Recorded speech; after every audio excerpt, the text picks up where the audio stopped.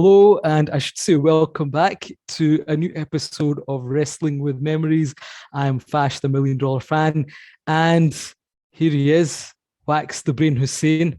Now, Wax, before we kick things off, there's been many rumors why we've not been on the airwaves for a while. The first one was that you've been ducking house shows. Now, I was supposed to defend the title against you over several weeks, and you've just not shown up to any of these.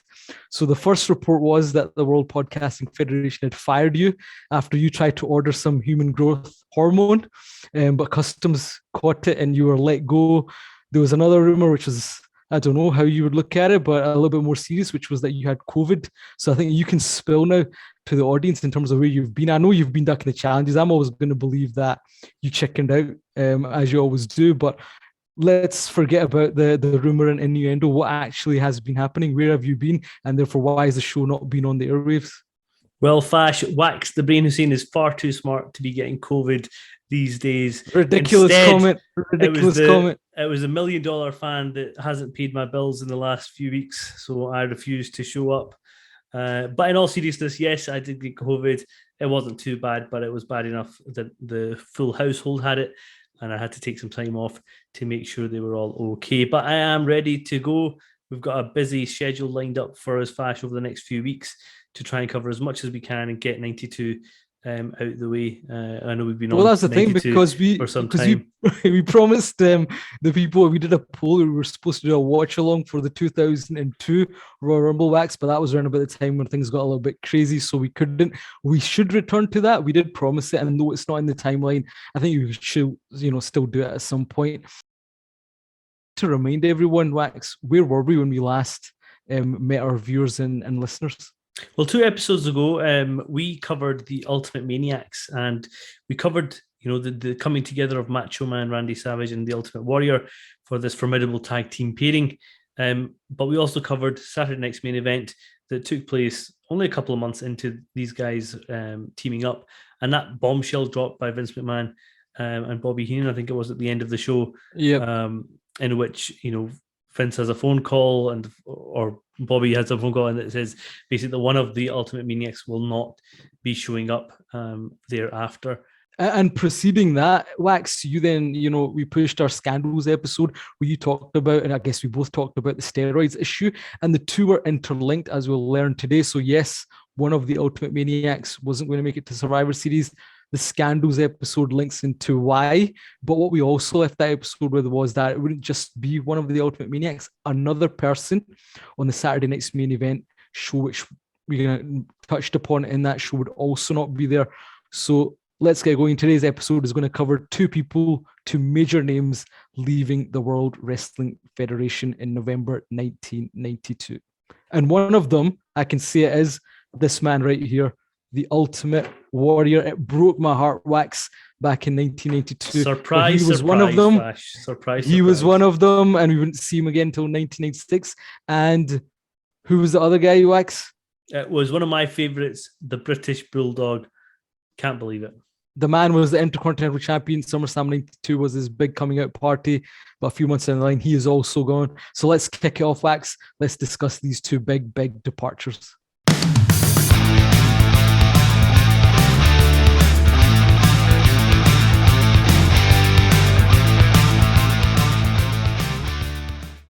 Okay, Fash, we know 1992 was a seminal year for the WWF. Lots of debuts, lots of departures, and we'll cover so many more of them in our next episode. But let's focus very much on the British Bulldog and the Warrior. What happened?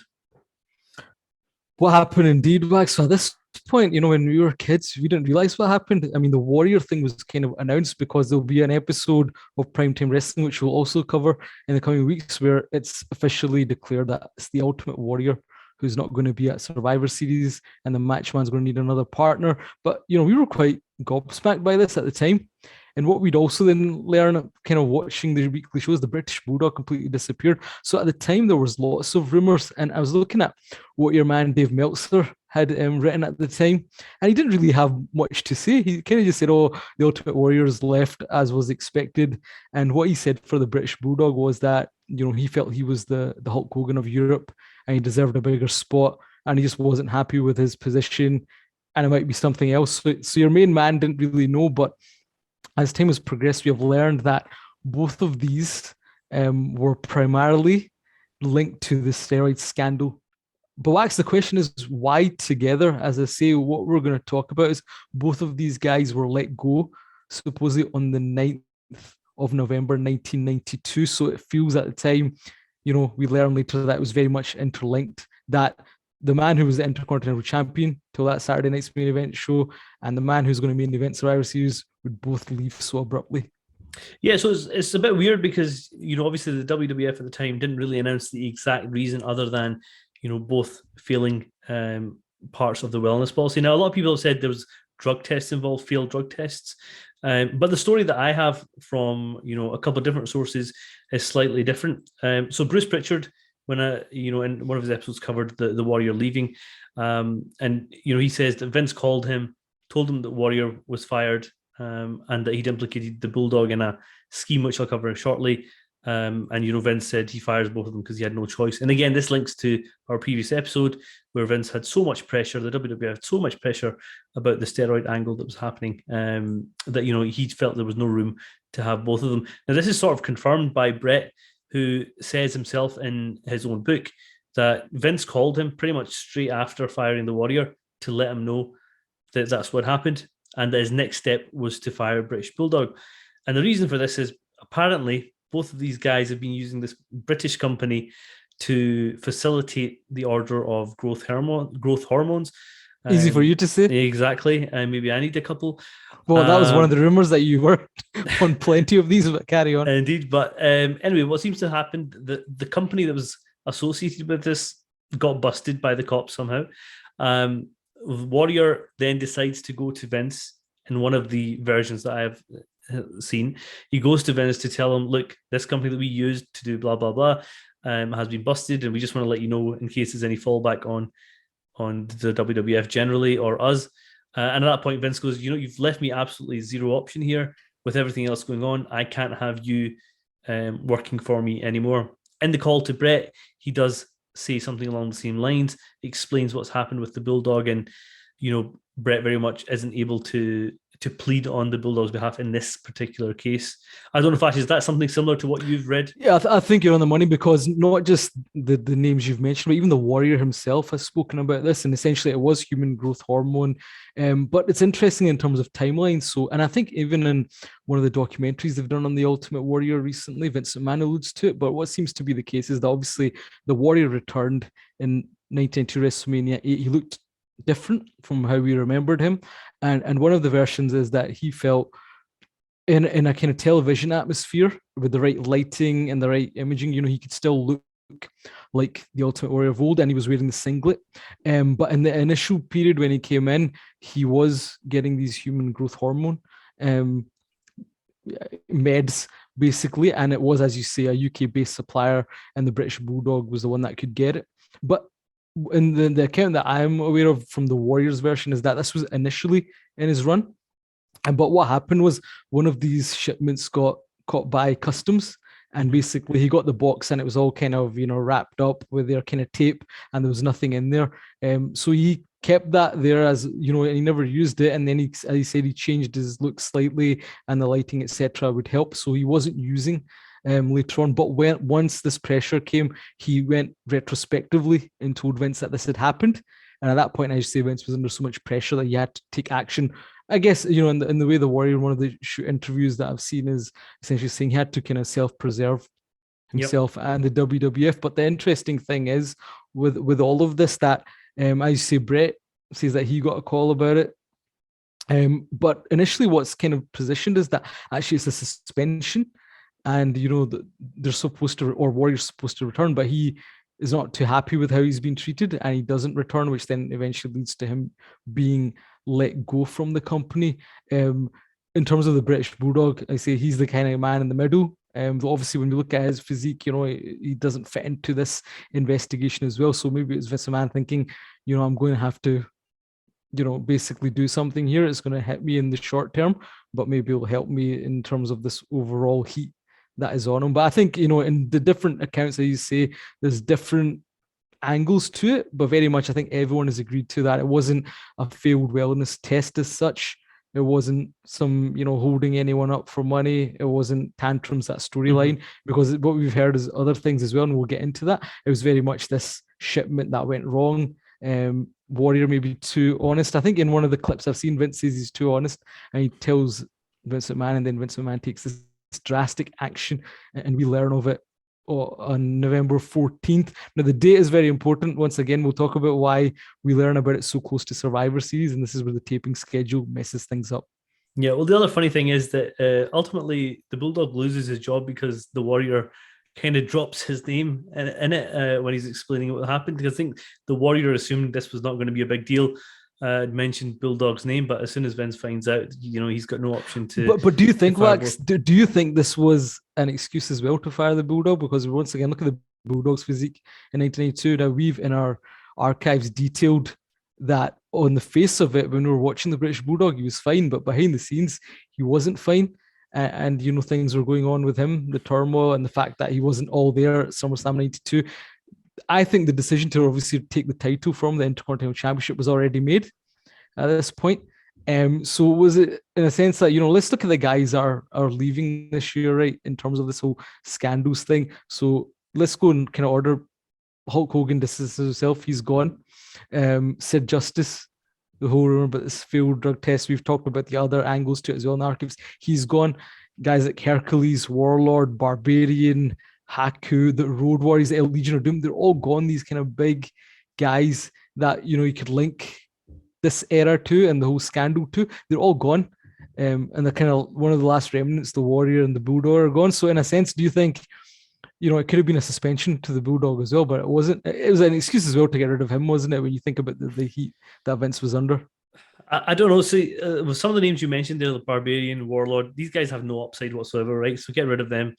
Legion of Doom, they had their own issues, behind the scenes. So I could kind of understand why they were let go. Hulk and Sid, certainly they seem to fit the bill of guys that really needed to, leave the scene, maybe come back at another point fresh and off the juice. But when you look at it, if it would have been this November period, right, and all of them that I've mentioned would have been on the roster, it looks different. But I just feel that the Bulldog had a great upside at this point. I think Warrior the way he was with his behind the scenes stuff. Well, yeah, you're right. So this is what we're saying. So it's not just the steroids thing. I think maybe the whole, Brett even talks about it in his book how wasted the Bulldog was up to the SummerSlam run. You've given them the second most prestigious title in the business. Yeah, and really, you can't put faith in a guy like Bulldog. So, and it's confusing, isn't it, Wax? Because if you read, going back to Brett's book, it's interesting because and maybe we'll talk about this in terms of what the Bulldog actually would have been up to. But he also talks about him not being happy with the future direction of his character. But we'll get into that. So it just seems like, right now maybe it's just headaches Vince doesn't need. So Wax, let's talk about some timelines, because this is where it was really interesting, and going back to the taping schedule relative to what you see on TV. Now, the reason that this was abruptly announced at the end of Saturday night's main event, one of the Ultimate Maniacs not being there, was that show, as we've mentioned before, was taped on October 27th, and the Warrior actually wrestled till the 9th of November. So his last match was, I believe, in California. He had 2 shots there, taking on Kamala. And that was his last appearance. But this show was televised on the 14th of November, a week before Survivor Series. So, they were kind of going, as you were saying, it was really odd. They're going with the whole storyline until that last segment, which you can tell has been taped after. And they're essentially saying, look, the Warrior's not going to be there. Also, there's other kind of dark match and kind of segments that have now appeared. If you go on the WWE Network or YouTube, where, there's a Survivor Series showdown show in which the Warriors takes on Nails, beats him quite easily. You've got Jimmy Garvin coming up for his only appearance in WWE. It was released in that, we never saw it on television, but it was released in that Showdown extra bits where he talks about the Ultimate Maniacs and, how they're going to lose, because that was taped, I think, on the 26th of October. So, you've got this stuff. So, the last match that we see, let's say, is Warrior against Kamala. In the meantime, he's wrestling other guys in the house shows. So there's that disconnect with what's happening. Similarly with the Bulldog, now he's initially on the October 24th episode of Superstars. It's announced that the British Bulldog is going to defend his Intercontinental Championship against the Mountie at the Survivor Series. But in a week's time, that's basically disappears. But initially it disappears because the Mountie quits on the 26th of October. So the Mountie has a match with Bret Hart, and I think he loses in 9 seconds or something. And post that, Jacques Rougeau just quit the company. So as he should have. Match, as he should have. as he should have. So that match is not going to happen, right? But then similarly, obviously, this whole stuff happens. So the taping Saturday night's main event on October 27th is when Shawn defeats the Bulldog. But funnily enough, on house shows after this, because it's not being televised, the Bulldog still carry the Intercontinental Championship, and he has matches with the likes of Shawn, and he has a 6-man tag. I think he teams up with the Natural Disasters to take on Money Incorporated and Razor Ramon. And his last match is also, I think, in Portland on the 9th of November, where he's defending the title that he's already lost against Papa Shango. So it's really odd how, because of this taping schedule, you've got him still carrying the title, though he's lost it, and then he's going to get fired, and you've got Warrior basically on the house shows. There's one segment that's been discussed with Nails. There's these matches he's having. There's also a Superstars taping where he defeats Papa Shango, and that was supposed to air before Survivor Series, but obviously all of this is scrapped, and all we get is that segment at the end of Saturday night's main event. So this is where it makes this era so interesting, Wax, that they're kind of planning all these things, but there's just curveballs which get thrown, and it gets all kind of, basically thrown out.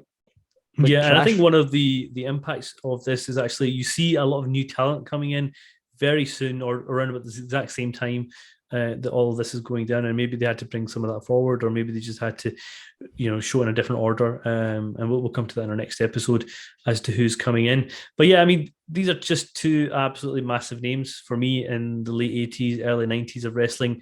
If I was to pick, a top 5 or top 10, definitely, these two would definitely be in that in terms of who I remember as my sort of big characters. And obviously they both will be back at some point in the future.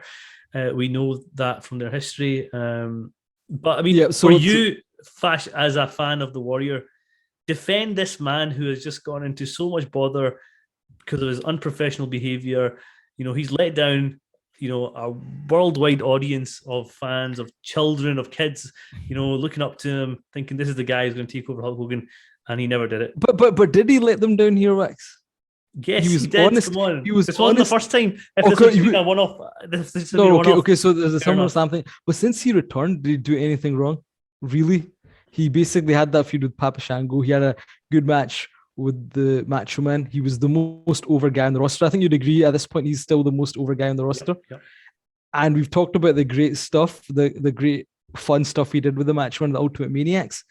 He congratulated Bret Hart, put him over in that house show on television. So what else could the man do? And he was honest about, ordering this stuff in. And I remember these guys were used to, taking steroids. And so, I don't think he can be blamed for this one. I think Vince McMahon just basically got rid of them because he was going to get into trouble. So there was no issue with them having growth hormones brought in from the UK. But were they the only guys that were doing this kind of stuff at this point? Possibly not. And let's just face it, in a few months, a guy called Lex Luger's going to walk through the door. And that guy's a proper bodybuilder. But as the year goes on, he's going to get slimmer and slimmer, right? But all I'm saying is that, okay, this was 2 big names, and the Warrior is unfortunate, but this time he didn't really flake out. Yes, like I said, in 1993, I think there's a lawsuit about this. And, I think they discuss it in more detail, and he talks about the fact that he did order this. So you're right, that was wrong, and that cost this whole what could have been, and we'll talk about what could have been. So it was disappointing, and it's not ideal from both of them. But I think it was, in a sense, if they could have just suspended him, he should have taken it maybe. But I guess he thought that this was the past and it's not now.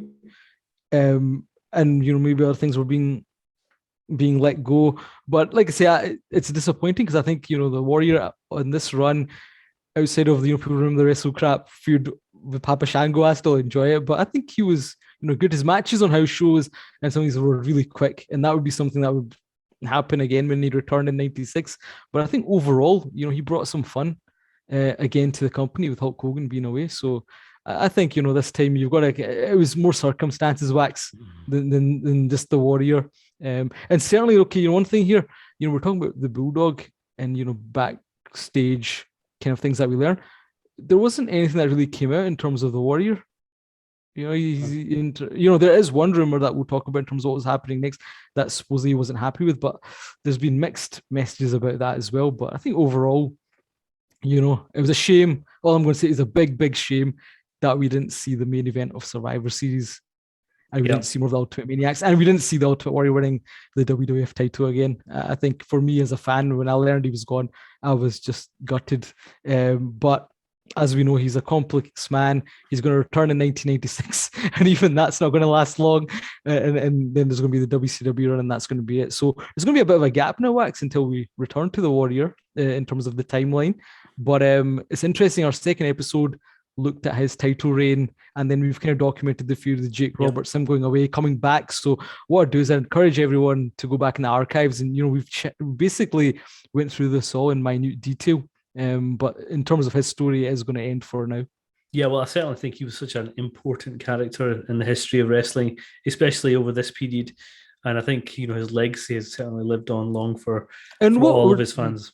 And Wax, what would have happened? And let me throw it over to you, right? This doesn't happen. The steroid stuff doesn't happen. The investigation, right? What would the future for the Warrior have looked like? And the knock-on effect on others. This is quite I think, an interesting, kind of fun thing to explore. Yeah, so I think we talked about it briefly, maybe offline, and both of us, or certainly I thought that the best course of action would have been to turn the Warrior heel at some point between now and WrestleMania, with the plan to have him face off against Hulk Hogan, a returning Hulk Hogan at WrestleMania 9. That's the way I would have played it. There are rumors, however, even Brett says that he was supposed to beat the Ultimate Warrior at Royal Rumble clean. There's no way the Warrior. This is never gonna. You said it, but let's face it, right? There's no way the Warrior was gonna put over Bret Hart. Not in that. And his sharpshooter, no way was that going to happen. And like, if I rewind it a little bit, let's be honest here, if this steroid stuff wasn't happening, then Bret Hart's not becoming the champion. Yeah. And I think, from my point, even though he destroyed Ric Flair's eardrum, I think maybe we go into the Royal Rumble and the Ultimate Warrior defeats Ric Flair for the WWF title. Because remember, and once again, check the archives, there's kind of the first few weeks they're pushing towards Warrior getting the title from Flair, and then suddenly the Bret Hart stuff happens, and we've discussed why. But in a world where this scandal isn't there, I think he wins the title. And I think your point is interesting then, because you would think Hogan coming back, they would do Hogan Warrior 2, and maybe Warrior, if he agrees, which is once again is a big if, he turns heel, or they just have a face versus face. What else is quite interesting is Yokozuna's coming, right? So can you imagine, it's not going to be a great match, right? But the face-off between the Warrior and Yokozuna would have been huge. The other one that made me chuckle a little bit was, he's wearing the singlet, right? And at the Royal Rumble 93, Giant Gonzalez is going to make his debut. Can you imagine them facing off together, both with their, so that maybe, Undertaker would have been spared a match. And if they were continuing on even with Bret Hart as the champion, maybe we would have got a terrible contest in the Warrior against Giant Gonzalez. The other rumor that's mentioned in a world where Bret Hart is the champion was that Warrior wasn't happy with his creative. This was before the whole kind of human growth hormone thing. Easy for me to say, human growth hormone. We should just stop referring to it. It basically it was that Nails was going to be feuding with the Warrior, and they were going to have a series of electric chair matches.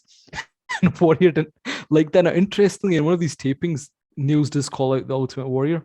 But I don't think that was going to be more than a house show thing, because they've already on TV done a face-to-face with the Undertaker and Nails as well. So I think that's the direction we're going to go down. So lots of rumors. I think one world steroid stuff's not happening, and I think Warrior becomes champion, and then he's got a challenger either than Hulk Hogan or with Yokozuna, because what we do here is that Warrior was going to be a big part of WrestleMania 9, which is understandable. And the other world, I think, where Bret is the champion, Warrior would end up facing one of these other maybe characters that was around at the time.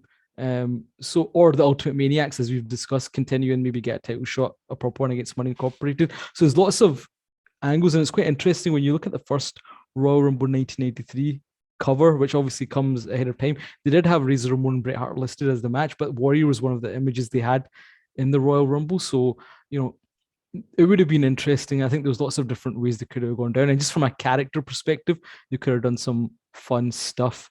But we'll never know, Wax, because I'm sure different people would have different creative ideas. But I think, they would have definitely explored Hogan Warrior 2 if they could.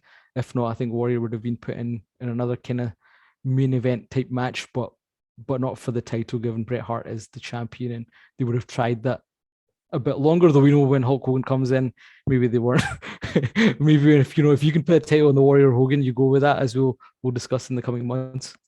And on the flip side, Wax, what about the British Bulldog? This is a little bit more easy in terms of, let's assume that he is going to drop the title, which is a big shame because we would have thought he was the main man and the made man at SummerSlam 1992, but he's dropping the title to Shawn Michaels, who was originally scheduled really to get the Intercontinental title before SummerSlam shifted to Wembley Stadium. But what would have happened to the Bulldog?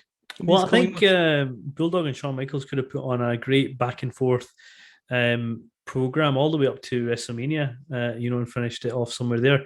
And that really would have elevated, I think, the British Bulldog in the people's minds as being one of these, front of center characters. Because if you're looking at the babyface side, obviously you've got Bret Hart now. You've got British Bulldog, really, who was made at SummerSlam, so really should be kicking on from there. Macho Man, we know he's not really going to be as active over the next 12 months, maybe, as he wanted to be or wants to be. And then Warrior, obviously, no idea if Warrior would have been there or not. So I certainly think there was a space for British Bulldog to step up to the next level. I don't think he could have, that. I'm a big British Bulldog fan. Because you've not mentioned the Undertaker there, but the thing is, I think Bulldog kind of would have been where he was when he returned in 1984 as a babyface, and he would have been just there at the upper mid. Yeah, I'm not saying he would ever won a title at that level, but maybe he could have taken on some big angles. Well, the rumor is that he was going to be positioned with a man who we're discussing the debuts, but Doink the Clown, according to Bret Hart in his book as well, that the British Bulldog was going to be. To Doink, we'll get to that, but that was we'll get to that. But the program supposedly was that the next one for him would have been British Bulldog Doink, which then makes me think I can see that instead of Crush being in that angle, the British Bulldog makes sense. But I think I might paraphrase here, but the Bulldog said something like, "I'm not wrestling a fucking clown." And Bret was trying to convince him otherwise, but we'll get to that. But yeah, I think Bulldog kind of probably would have, outside of the European tours, and if he was going to lose the Intercontinental title, he probably would have been in more of those lower feuds, especially with what we're hearing about backstage stuff. And maybe it would have just been kind of meandering through. So maybe this break's going to be good for him. He's going to end up in WCW and do some interesting stuff, though it's not going to last very long there either. So Wax, this was the two kind of the big firings. We were talking firings, departures, whatever. There might still be some debate on that, but the two guys are no longer there. The Warrior's gone, the British Bulldog's gone. Lots of other people have left. Survivor Series is in disarray. The roster, I would say, is in disarray. So, a lot to think about. And in the next episode, we'll talk about some more departures, but more so some exciting debuts that also take place with guys that are going to be really important in the next year or so when it comes to the WWF landscape. So that should be some fun stuff to talk about. Yeah, some really iconic names coming up very soon. Some that are going to have a really big future over the next couple of years, especially. Thereafter, we'll carry on with the timeline. We've got somebody has to fill the jersey that the Ultimate Warrior has left. Somebody is going to have to team up with the Macho Man to take on Razor Ramon and Ric Flair, and we'll talk about how all that goes down. And then obviously we've got Survivor Series to come, and we've also got a second part of our Scandals series to come, talking about the sexual sexual chocolate. What are you talking about? Mark Henry? We're talking about Mark Henry? Well, my mind wandered, but the sexual misconduct claims against various people within the business around this time. So lots to come, Fash, over the next few weeks for all of our viewers and listeners. As always, check us out on social media. We're very active on Twitter and Instagram and Facebook as well. Check out our YouTube for all of our previous episodes. We also have some bonus content coming your way soon. Everywhere we're on all the podcasting apps, Google Store, check out Spotify, anywhere and everywhere. Just search for Wrestling with Memories and you'll find us. So we're going to try to stick to our schedules. We're going to work hard at it. Good health to you, Wax. Hopefully good health to me. Until the next episode, debuts and departures, he's Wax, I'm Fash, and this has been Wrestling with Memories.